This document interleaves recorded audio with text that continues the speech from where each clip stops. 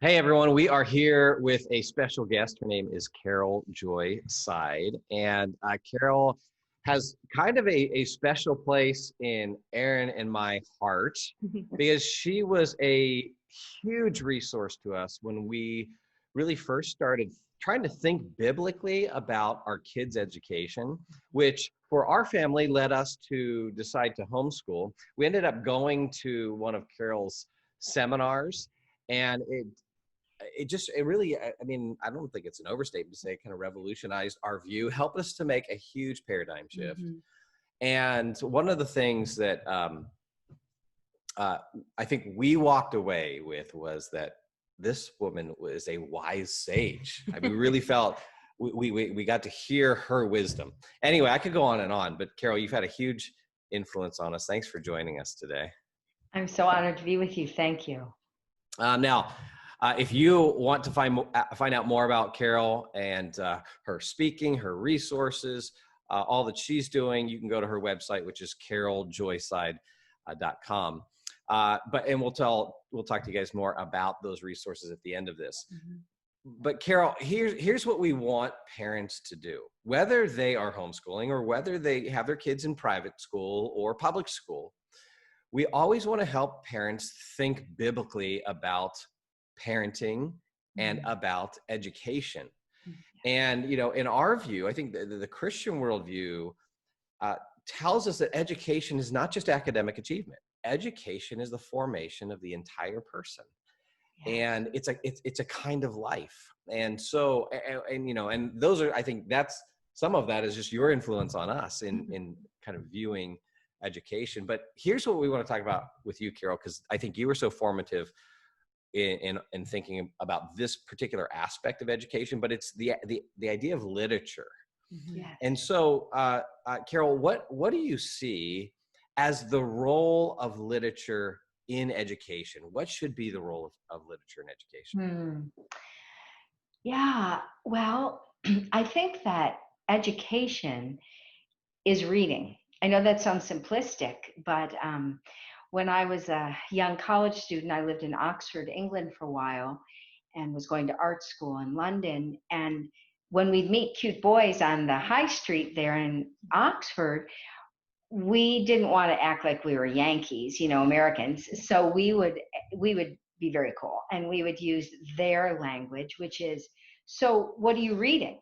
Because at Oxford, you don't say, what are you majoring in, or what are you studying, or, you know, whatever it is, what's your degree going to be in? They literally just say, what are you reading? Well, I'm reading Grace, or I'm reading Histophilo, or I'm reading, you know, whatever it is. And so, so I think the understanding that all education historically is basically reading. And a lot of schools in America are really glomming onto this concept. I think St. John's Annapolis probably was the first to create a great books course that revolutionized America. But a school like Shimer in Chicago, or I think Pepperdine, Hillsdale certainly has a great books course. My favorite would be Biola in La Mirada, which has something called the Torrey Honors Program, where based on the Oxford model, kids read the canon of great books. They read the Iliad, the Odyssey, the Aeneid, that type of book, and then they sit with a professor in a living room and drink tea, and they talk about the book, because reading is the basis of all education. Now, I think that whole idea is probably foreign to a lot of definitely American parents. I think for a lot of parents, they actually don't see their kids reading very much they're not getting a whole lot of reading from their local public school or private school. Why do you think that is? You know, I think a lot of educators aren't reading themselves, so we don't really have a literate populace. You know, in the time of Charles Dickens, when he was writing, and I'm sure you know, but they serialized his books. So when he was writing David Copperfield or The Old Curiosity Shop, for example, when he was writing that book, it came out in magazines, one chapter at a time. and the whole world, not really the whole world, but the English speaking world, hung until the next time that next chapter was going to be revealed in the next magazine. And so when little Nell was hanging by a thread in the old curiosity shop, the story is told that the longshoremen in New York City, you can imagine burly guys with big tattoos and muscles, when the ship arrived from England, they shouted to the guys on the ship, "Did little Nell die?" Because they were all reading Charles Dickens' The Longshoremen in New York City. Yeah. I mean, talk about a change. Today in America, the average college graduate does not read one book a year. Not one. So what are they doing with their time? I'll tell you what they're doing with their time. They're looking at screens, and they're sadly really losing their ability to think on a high level very often. You know, the understanding of logical thought is really taught through reading. And I like to say, people are like, well, are you going to teach logic? Are you going to teach? And those things are very helpful, and I love all of them. But the truth of the matter is that if you spent your days reading, you know, Henry James and Jane Austen and Solzhenitsyn, you're going to start thinking like the people that you spend time with. And if those are the people you're spending time with, you become like them. And so reading kills about 18 birds with one stone, and it's painless. Yeah, and that's what I love about the seminar that we went to so many years ago, that you opened up the door to all that literature can bring to our family. And so thinking of parents today, Carole, if a parent's listening to you and going, okay, I know that's true, where do I start? So where can a parent, you know, right now we're all still kind of under quarantine, so we do have a little more time, but even if the world gets back to normal and the kids are back in school and work and where would you advise small changes maybe, or that a family can make that shift towards literature as a family? Well, that's a great question, Erin. I guess a couple things. One, if you can read and your children can't, that's a wonderful opportunity to just model. I mean, they think you're a genius if you can read Hop on Pop. And so starting with right where your kids are, and just reading for entertainment, reading for pleasure, reading for bonding, building space in your day where this is what we do. We read, just like we brush our teeth, or we, you know, whatever our family routine is, we read. And years ago, I was working at a health food store an hour in the afternoon a week to get a discount. And I met this very sharp, attractive young high school girl. And she told me, she was not a Christian. She told me that she had been raised in a home without a television set. And I said, really? Because that's what I teach people to do. And I said, well, tell me about that. And she said, oh, it was great. We loved it. She said, the only thing was when we went to school, she went to the public school in a very affluent suburb of Chicago. She said, when we went to school, sometimes people would give us a hard time. And they would say things like, you don't have a television? What? What do you guys do? And she said, I would look at them and say, we read books. And I loved it because it's a family culture. It's just like I don't know if you know Dr. Sears, the pediatrician, but he and his sons wrote a darling book, and they talked about, well, in our family, we just don't go down that aisle in a supermarket. Or in our family, we don't eat foods that have numbers and letters in their ingredients. Like, it's like our family culture. We just don't do that. And so creating the family culture of, we're a family of readers. We read. And so just start by reading. Most families have a few books in their house, not a lot. I hate to recommend this, but if you don't have any and you're surrounded, with this quarantine situation, I guess you could just do ebooks. It wouldn't be my choice. One dad came up to me in a seminar and he said, Carole, when I'm a pastor, and when I read when I'm reading my Bible, I intentionally do not use an electronic screen to do that. He said, because even though I'm reading my Bible, my children don't know what I'm reading. And so they're like, well, daddy could be checking his Facebook for all we know. We don't. So he said, it's so important to me to read an embodied book that physically tells my children I'm reading a book, a real book with pages and paper. And so I think it always so important, if we can read a real book, to do it, and to love books, to hug them, to smell them, to decorate with them. Our children value what we value. And you can order books online while you're home. And so that would be a great place to start, is just start ordering some great books. And they can be simple things like the Carrot Seed or the Ox Cart Man. I mean, it doesn't have to be War and Peace to be a great book, but a book that has stood the test of time, and that your child will beg for one more chapter. That's a great book. And so building a library.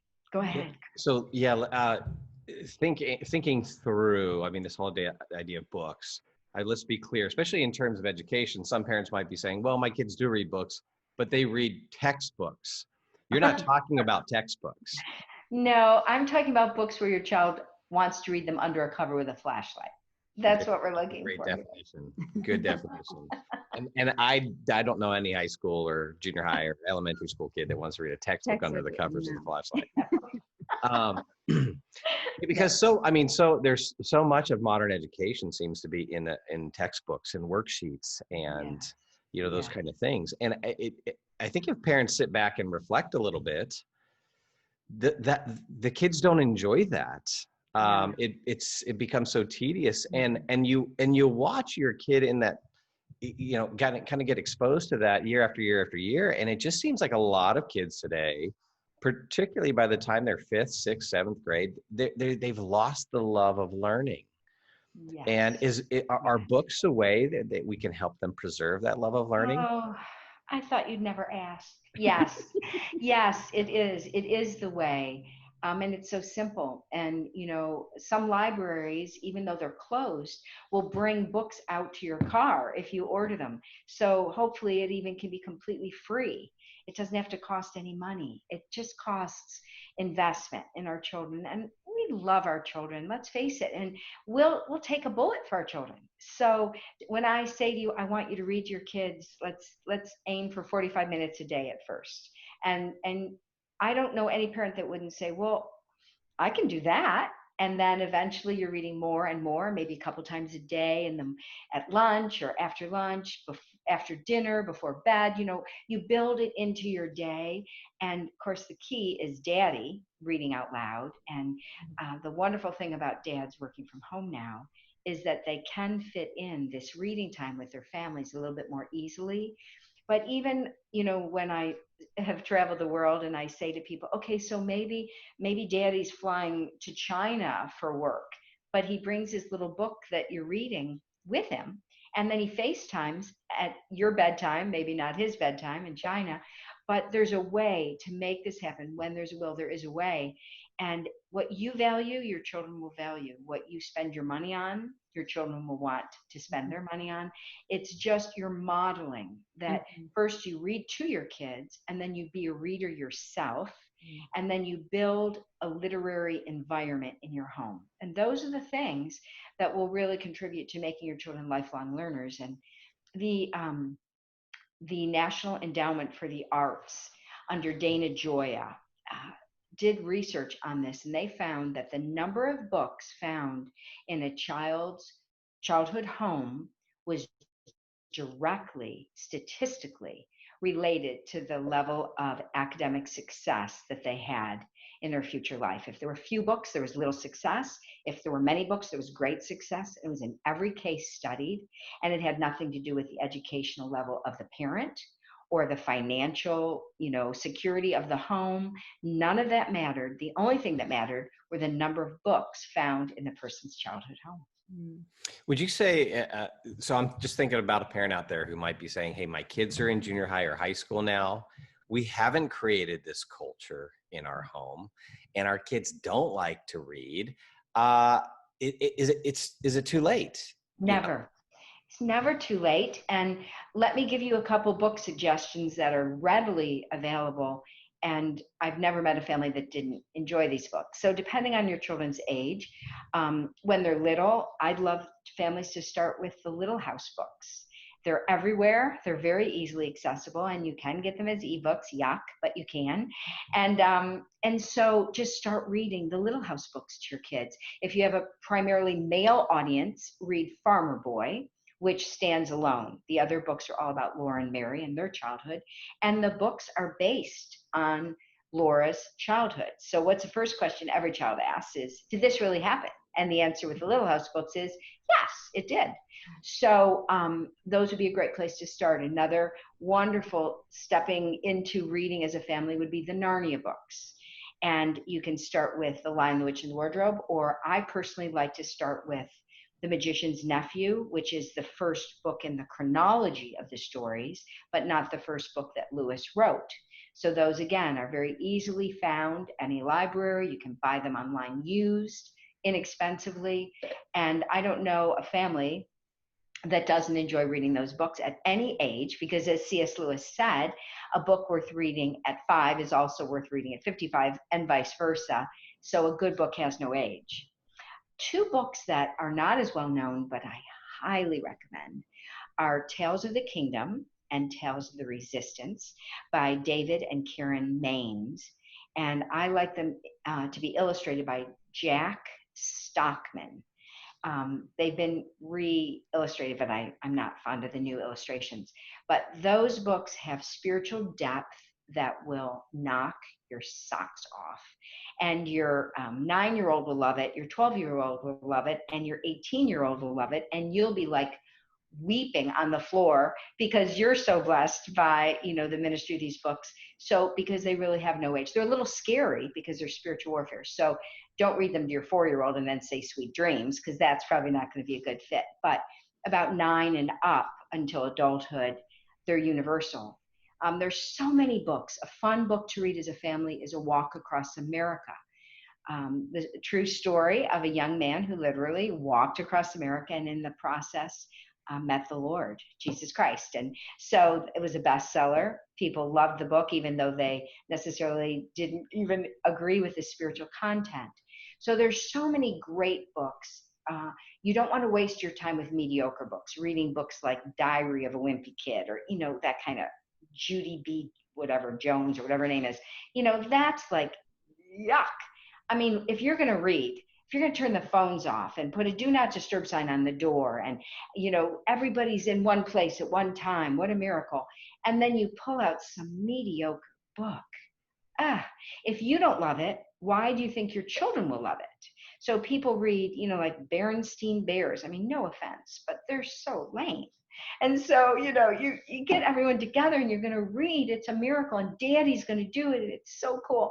And then he reads this book that he's just like, this is boring me to tears. And guess what? It's boring your children to tears too. They don't even know because they've never read really great books. But, you want to pick your battles. You want to read what I call barn burners, that your kids will just beg. I remember we were reading The Long Winter from the Little House books. And my son kept saying, one more chapter, one more chapter, one more chapter, until basically read the whole book. It's like, that's the kind of book you want to read with your children. You don't want to read books that they're like begging to get out of it, Yeah. And when Daddy reads, I think that also sends a very significant message that this is something important, that real men read books, that Daddy values this. I think that's really a key too. Yeah, and I want to encourage parents, because I think there are so many Christian families that this reading is just not part of your culture. Yeah. And you may think your kids are too old and it's too late. And I just want to reiterate what Carole's saying here. It's not too late. It is not too late for people to develop this culture, but it also takes time. And so if you think you're going to sit down with one night and start reading a book, and it hasn't ever happened before with the family, and then all your kids are going to just come running and love it. No, but it's a culture that you build, and it's like any good thing that takes time and cultivation before you kind of harvest. So true. That is so true, Brett. I say to families, go up to any Olympic gold medalist and say, so you didn't have to sacrifice anything for this, did you? And they'll roll on the floor laughing. And ask their parents, well, did you have to sacrifice anything for this? Are you serious? This took our entire life savings, our world, our, every bit of spare money and time we had in the last 20 years to get to this day. It's anything, like you said, worth doing it's a sacrifice. But and the one thing that I think we need to emphasize too, and of course the three of us certainly share this vision, is that as believers in Jesus, we're people of the book. And so if we're not readers, how are we going to read the Word of God? We're not literary people. That troubles me, because everywhere that biblical Christianity has gone, people have become literate. When you study the history of literacy, it's been based on biblical literacy first and foremost. I mean, that's really what the Reformation really brought about. And so if our children are not readers, and if we're not readers, how long will it be before Christianity is just a non-issue in our life? Yeah, I love your encouragement to families to read together, to just start 30, 45 minutes a night, to have dad help lead the way in changing the culture. And also too, Carole, I know you talk about, it doesn't have to be kids sitting there crisscross, completely still.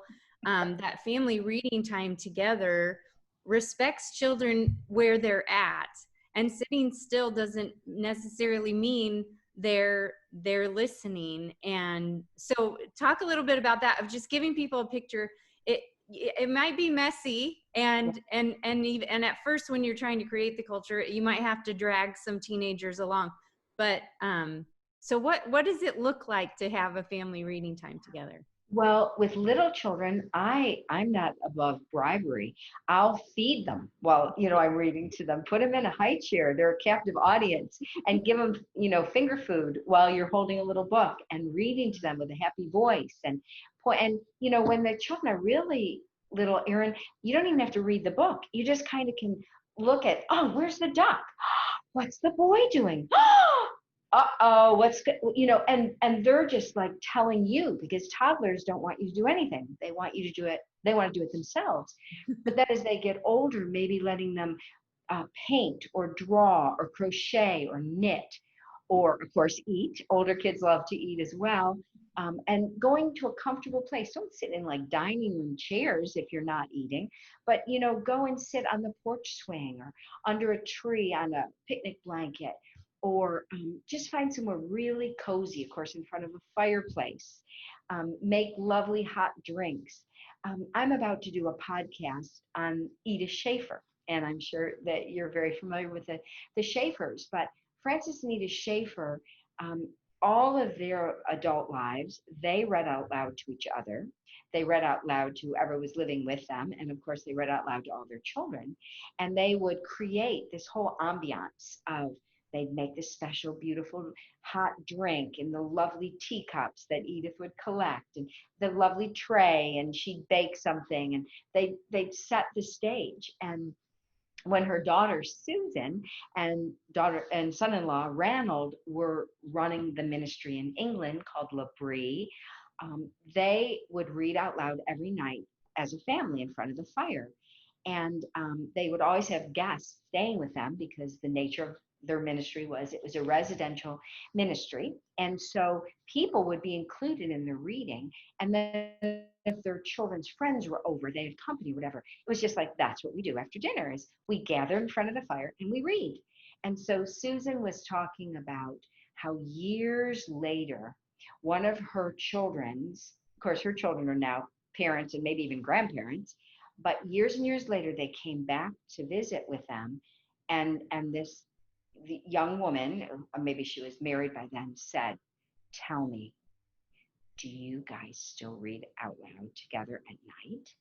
And Susan said, oh, yes, definitely. And then this friend of her daughter, I think it was Fiona's friend, she said, they should write a book about your family. Like it just made such an impact on this little girl who was over for dinner, and like, well, after our family's done, we eat in front of the television, and it's creating a family culture and then making it really fun. So we never want, some children are kinesthetic learners. They learn better standing on their heads than they do sitting in a chair. We want them to love being read to. It's a privilege. It's never a punishment. And so if they want to play with their Legos, as long as they're not going, sometimes Legos are so loud as they're digging through them.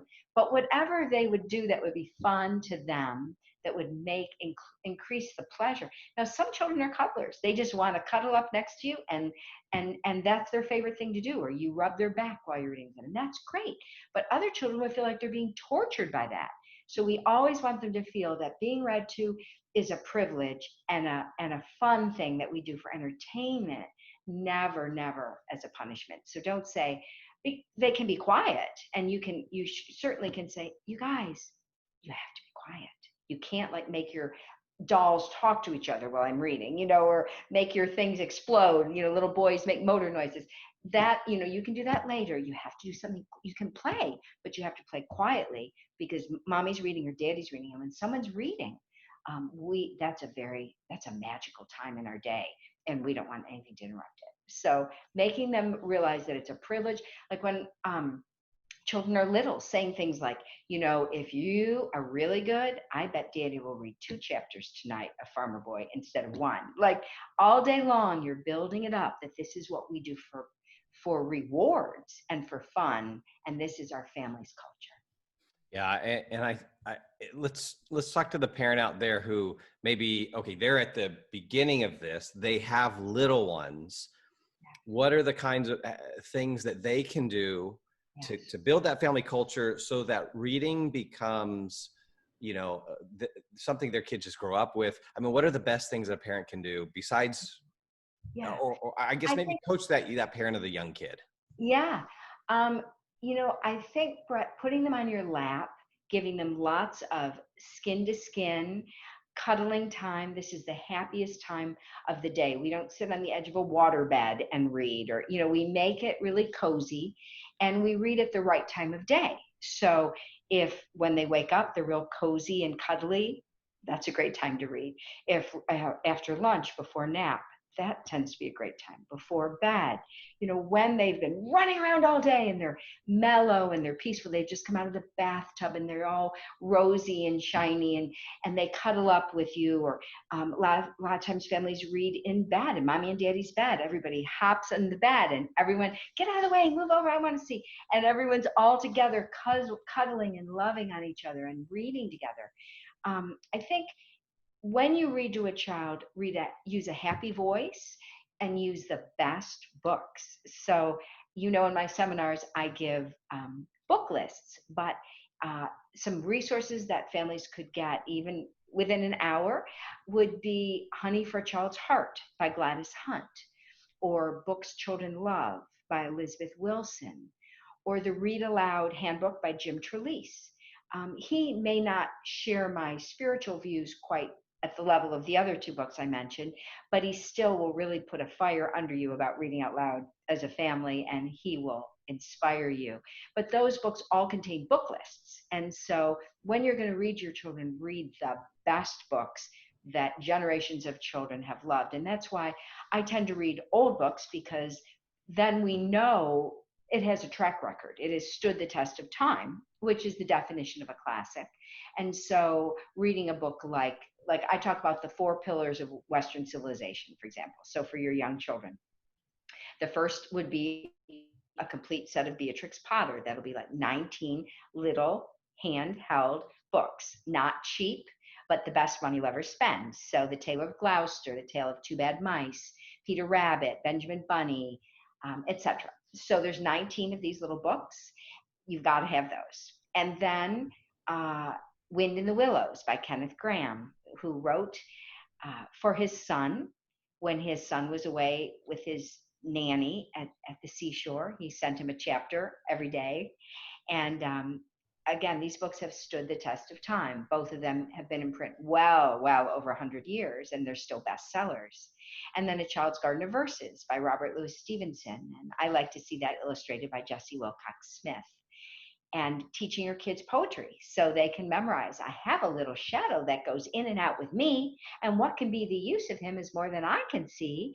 And they can easily memorize these poems. They don't even know they're memorizing. You're just reading them over and over again. And then the fourth pillar of Western civilization are the A.A. Milne books. Winnie the Pooh, House of Pooh Corner, and which are prose, and then 2 books of poetry, Now We Are 6 and When We Were Very Young. And every nursing infant will love hearing the poems of A.A. Milne, the Winnie the Pooh poems. John had a great big waterproof Macintosh. John had a great big waterproof hat. John had I'm saying it wrong. Anyway, great big waterproof boots on, Macintosh hat. And that, said John, is that. And so all these A.A. Milne poems that your nursing baby will love, the rhythm, the cadence, the voice of mommy as she's just, when they're infants, they're getting literary training kind of in their DNA. And that will make them lovers of books. When they can figure out how to break that code, believe me, they want to, because you've taught them that this is a magic kingdom and they want to get into it. Yeah, we were going to ask you, that leads perfectly to my next question about kids reading on their own. Read aloud with your kids. And then today there is so much pressure on little ones to be reading, by 4 years old. And some kids do, read young. But we've believed this idea that kids should be reading now by the time they started kindergarten, which wasn't the case when I was in kindergarten, and certainly wasn't the case when my grandmother was 5 years old. So I know you have a lot to say on this topic, but just to help parents relax in this area, talk to us about when it's normal for a child to break the code of reading. Yeah, it's a great question. So I just did a podcast on this, and it was called Better Late Than Early. And I listened to it yesterday, and I was getting blessed. And not because anything of that I said, but because of the research that I was sharing and the books that I read before I did the podcast or reread. So my podcast is called Homeschool Made Simple, and it was just last week's, I think, if I'm not mistaken. Yes, I listened to it, so I know exactly what you're talking about. And it was a blessing because of the research, Carole, that you have done. It's not anything I've done. That's just it, Erin. It was research that I was just quoting from people. The Moores that you introduced us to Raymond and Dorothy Moore, who have done, so much work in this area. But go ahead. Yes, I love that podcast. And thank you. I did too, even though I was speaking. It was just hilarious that I was getting blessed listening to my own podcast. But the point is that I want families to do their research. And the research is so clear on this. The Scandinavian countries have the highest literacy rates in the world. And in all 4 of them, they don't teach children to read until at least 7. And it's interesting because when Dr. Moore, who you just mentioned, was founding the homeschool movement many, many years ago, he, in his original writings, he didn't even talk about homeschooling. It wasn't even a term. He just talked about delayed academics and based it on 8,000 studies that he and his wife Dorothy did with the Hewitt Moore Foundation. And what they found is that the later a child learns to read, the better a reader they will be in the long run, and the lower will be their incidence of reading failure and learning disability. So we have never had a higher illiteracy rate than we have in America right now. Never in the history of America. And our highest literacy rate was in the time of the Civil War, when we were a one-room schoolhouse, governess, tutor kind of kingdom. And that was when we had the best literacy rates. And so this idea, get them while they're young, in utero flashcards, There's no research to back it up, none whatsoever. And that's why I recommend that people listen to that podcast. And I hope then you want to read the book, which is a little hard to find. Better late than early. Also, School Can Wait. And in those original books of research for the Office of Education in Washington, D.C., where Dr. Moore worked, and when he was compiling all this, what they found was that that 8 or 9 was what they were recommending that you teach children to read at, 8 or 9. So I like to tell families, let's wait till 7 at least. If they're boys, 8 might be better, but at least don't start reading formal training till your children are at least 7. And if it's agony at 7, put it away, but read to them by the hour. And believe me, even if your child has a learning disability, like a dyslexia situation, what Jim Trelease talks about in his Read Aloud handbook, he says, even a child with dyslexia, the best thing you can do for them is read out loud to them, because you're advertising reading to them. And so they're going to have to teach themselves to read, because every dyslexic child's brain works a little differently than the next person's brain. But that's the secret of their success and why they tend to be brilliant people, and why so many great people, John Kennedy, Winston Churchill, Francis Schaeffer, were dyslexics. And that was the secret to their success, because they had to figure out how to teach themselves to read, because traditional methods didn't work. So regardless of what the situation is, if you read to your child, that's the most important thing. And if you wait till your child is ready, because you want their first exposure to be, I love this. I am so good at this. When can I do more? And Dorothy Moore used to call that, give your child success experiences every day. And that's what we're looking for. And if we wait for readiness, then their chances of success are so much greater.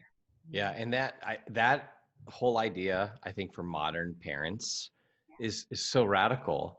And this is where parents need to, I think, understand how the culture socializes us and gets us to think about these things. Because I bet if you ask 100 parents, hey, is it better for your kid to read at 5 or 6, or better for them to read at 8 or 9? It's always going to be 5 or 6. It's just been kind of ingrained into us that early is better.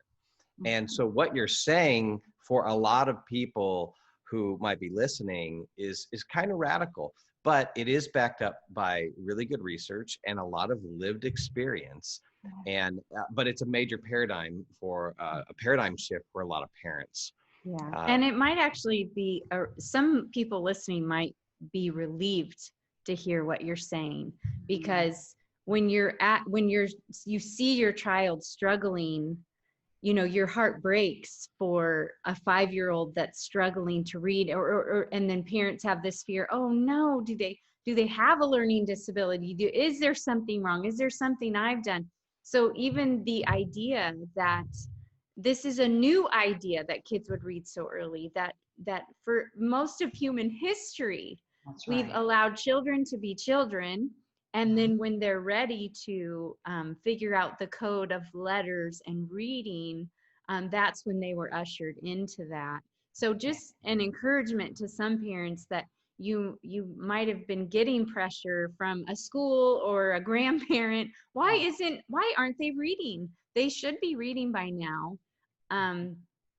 Maybe they shouldn't be reading by now. Maybe it's okay. And that what we have found with our 5 children is just that when I was able to give them the time to wait to read, it did happen more than not. It was around the age of 8 or 9, and then they start reading, and they love reading, and they're getting in trouble for not turning off their nightlight because it's 10:30 and they are still up reading, and they start reading, and they don't start with phonics, but they're not reading the junk. They're starting with Charlotte's Web. They're starting with Narnia. And they just jump and catapult into the world of books on their own, because they were allowed the time just to wait, and so just to encourage parents. We did what Carole's talking about after going to her seminar with her advice, and we have just seen the fruits of that in our own children. I'm so glad. Yeah. You give your children such an edge in life. And the Yeah. research from the National Endowment of the Arts showed that children who are readers even score higher in math and science. That reading gives your kids an edge in every aspect. And if you're reading the right books, it's going to give them an edge spiritually in their spiritual development and their character, which is way more important than how smart they are. Yeah. But everybody worries about how smart they are. That's fine. They'll be smart, but let's make sure they're godly, and then we'll worry about them being smart. Yes. So. Okay, before we let you go, Carole, I want to talk just briefly about biographies, because I know you are passionate about biographies. I think it's a great thing for families to, if they're going to start reading together, biographies is a wonderful way to do that. So talk to us a little bit about biographies, and how families can bring this into their reading too. Yeah. So there's a publishing house in Scotland called Christian Focus. And my son, who is a pastor, was at a conference, I think it was Together for the Gospel or Gospel Coalition, I can't remember, a big conference in Chicago, and I ran into the city to have lunch with him. And Tim Keller was speaking, and it hadn't gotten out yet. And so I went into the book room, of course, and it was this massive room with all theological tomes, stacked to the ceiling, all these different publishers from all over. And I'm running through there knowing I just have like 10 minutes before he gets out. And I'm running through looking, are there any children's books here? And finally, I find one table, and the people are from Scotland. They'd flown in. All their last names were Mackenzie, and they had very heavy Scottish accents. And they had all these biographies for children. And I'm just going like this, stacking them up. And I got a bunch of them. And then we began to build a relationship. And we would talk from Scotland to America. And they would send me, and we still have that relationship going. But these biographies are unique on many levels. For one thing, the British and Scottish publishers do not write downward or speak downward, I don't know what the term is, to children like American publishers do. We think children are kind of not so bright, but the British and people from the British Isles treat children with respect. And that was something that the great educator Charlotte Mason really taught. We treat children with respect. And so these biographies they're not watered down. They're very meaty. They're very well written.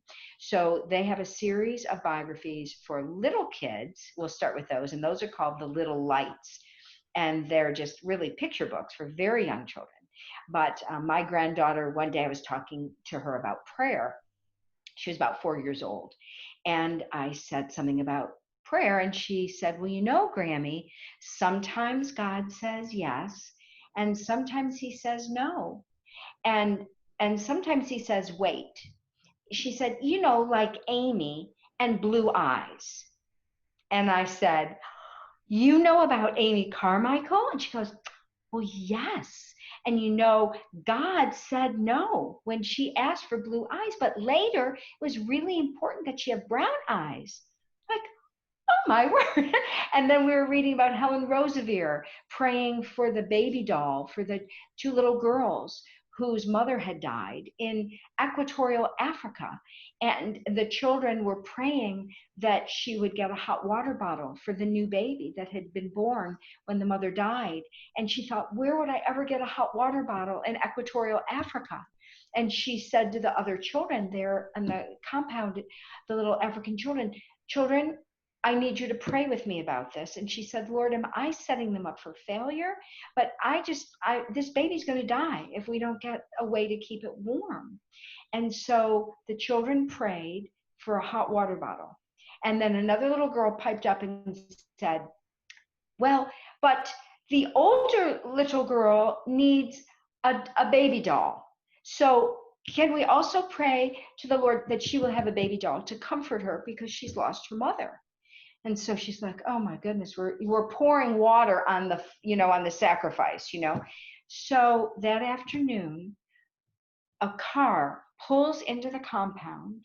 This had never happened in all of Helen Roosevelt's ministry before or since. Drops a package off. She'd never received a package before, drives away. She goes and gets the children, and she says, children, I don't know what's in this package.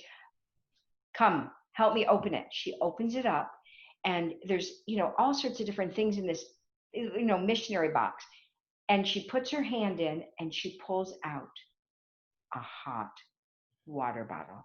And then the children say, oh, put your hand back in because there's got to be a dolly in there too. And she puts her hand in, and out comes the dolly, the baby doll. And so these are picture books for little children, but they're becoming best friends with these people who they know personally, I cannot read that one in particular without tearing up. We have the series in our home, and it's so wonderful. And I love these, as you said, the good test for good literature is if we love them too. I love these stories. And the story of the water bottle and the baby, every time it makes me cry because God is so good. And it reminds us of, anyway, I couldn't help it. That's one of my favorite ones. And then the other series from this company is called, what are they called? Oh gosh, what is the Torchlighter? Torchbearer. Well, some of them are Torchbearers, but yeah, we have them over there. They're sitting right here. Do you mind if I pick one out? Not the lamplighter? No, I have a whole stack of them. They're right next to me. Oh, yes. Okay. So, Trailblazers. I couldn't think what they're called. Trailblazers, yes. Trailblazers. So this is John Calvin. This is the Titanic. Eric Liddell. John Knox. Amy Carmichael. So these are books. And, years ago, I was speaking in Minneapolis. And the woman who sponsors my seminar there said, oh, Carole, I wish you'd been here last week because Luis Palau was here in Minneapolis. Excuse me. And he said, he told the story of his childhood. And he told how his mother read he and his 4 siblings a continual diet of missionary and Christian biographies, and how he attributes that to the reason that all of his siblings and himself are in full-time missionary work today because of the buffet that his mother spread of these wonderful, wonderful biographies. Children need heroes. They need heroines. They need to know that other people had hard things that they overcame, that they suffered.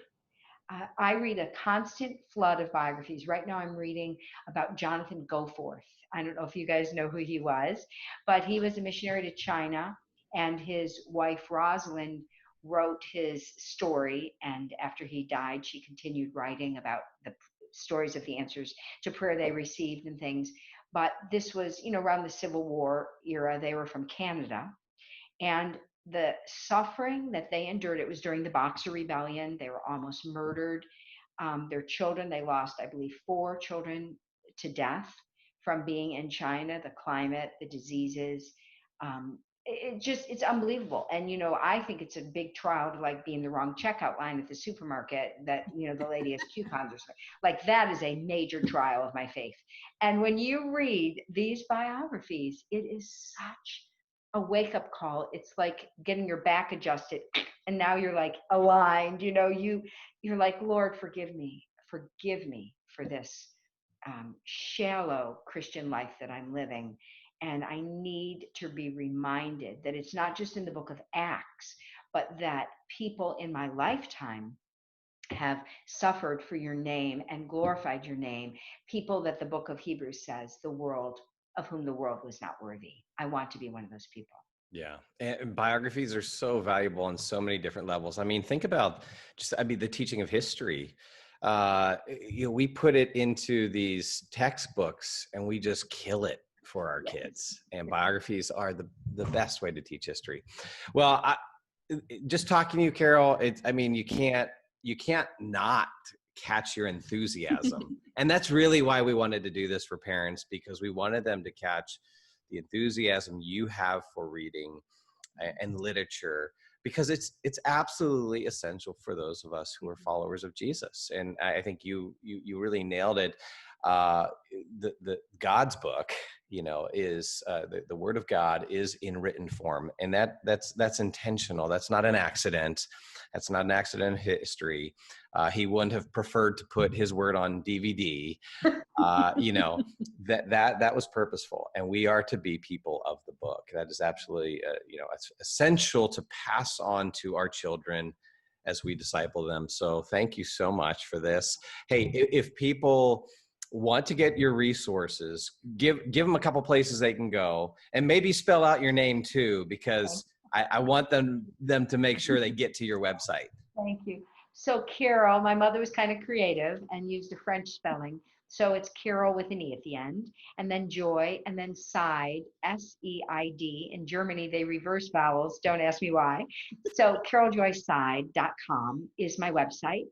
And we're really excited. We've just created kind of a one-stop package that's just brand new. It's called All About Homeschooling, and it's classes that you can purchase and own, and they're videos of my teaching. And we even have nutrition teaching, high school and junior high, how to homeschool for those, and then also for your littles. So it spans, a lifetime. And so that's brand new. And then on my web store, I have audios, I should say, of my basic seminar, which is called A Literature-Based Approach to Education.